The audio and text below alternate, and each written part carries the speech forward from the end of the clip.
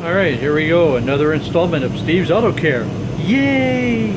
Okay, so this is a 2020. Oh shoot, I forgot what year this is. 2006. That's right. I had to look at the sticker where it says 2006. Okay. Anyway, so 2006 Chevrolet Aveo. And as you know, General Motors do not make small engines, so this is a Daewoo motor. It's a derivative of the Ecotec motor, so this is Ecotec 2. Lovely 1.6 liter 16 valve variable cam timing, yada yada yada. All right, we are doing a timing belt on this, and we'll take a quick peek.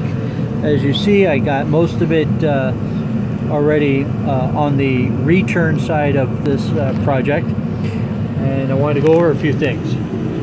What you need to remove: air cleaner box, which would be there, the snorkel, a couple hoses here. This is a fresh air to the PCB, and then the covers. So you have the upper cover there, the lower cover, which I can't see where I put the lower cover because I'm dumb. Oh, there's the lower cover there. Fairly simple to get to the belt. However, this does have an automatic tensioner that you don't touch, and easier to show the old one on the car, off the car. So this is the automatic tensioner, and this is the idler pulley. It's actually that orientation when looking at it. Stop moving. Okay, there we go. So we also have the water pump. So we're changing the water pump on this as well. So on this particular car, in order to tighten or loosen the timing belt, you have to take a special tool and rotate. You loosen 3 bolts, and then the water pump rotates. And if you notice that the shaft of the water pump is not centered, so when you rotate the pump, the shaft moves it in a different position, and that actually releases the tension of the spring on the tensioner. Now let me see if I can show this to you. When you have proper tension, this will line up with this. Okay. Also, take a note. Go back to the car. Shine my light. It's hard to kind of get a feel for what I'm about to tell you here, but we'll try it anyway. Come on, light. You can tell I do this every day, huh? Okay. So this is the exhaust cam and intake cam, and if you see this bolt here, and there's another bolt here, and it's hard to make out in the video, but there is a plastic cover that, if I can get my arm out of the way, there's a plastic cover that goes around this water pump. So if you're going to change this water pump, you got to take this cover off. Okay, you can still loosen it, and when you loosen it, if you loosen it too much, it'll start to leak, and you may want to pop that water pump off and change that gasket. Also, you need to take this off as well in order to get that plastic cover off, which is hard to see with my light. So that plastic cover has to come off in order to take that water pump off.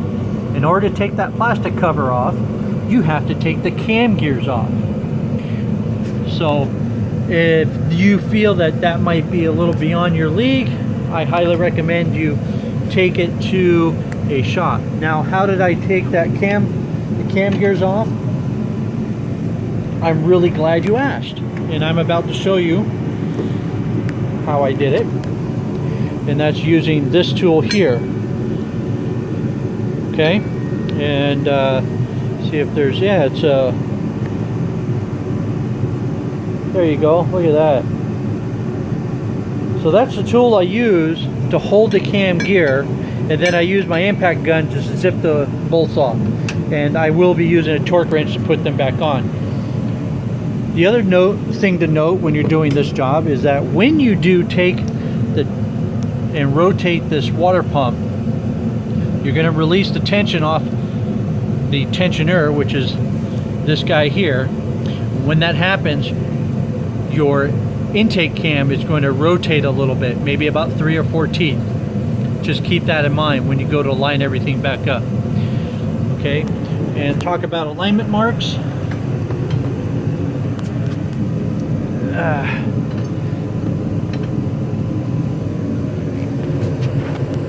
There's the alignment marks. Okay, so they have to be aligned with each other, and when they are aligned, you go down to the bottom and see that triangle, yellow triangle, it lines up with that notch. That means the crank is set at top dead center. All right, now also you have to remove the motor mount and the mount that mounts to the motor mount, which is this guy here. Okay, you will have to take that off. So what holds the motor up? The erector set is what I call it. Engine support brace, however you want to call it. They got a couple of different designs on it. This is how I did it. Sometimes you can use a floor jack to hold the motor up, but when you do that, it gets in the way when you pull the water pump out. Coolant gets all over the floor. I like to keep my floor as clean as possible, so I like to hold the engine up from the top. Also, on this particular motor, the exhaust runs right underneath the oil pan, so it's hard to hold the engine up from the bottom anyway. So 2006 Chevrolet Aveo with a Daewoo 1.6 liter in it, dual overhead cam, variable valve timing, yada yada yada. Not too bad. You take your time, get it done. I don't know what else to tell you, but there we are. So thanks for watching, and let me know what you guys think. Talk to you later. Bye.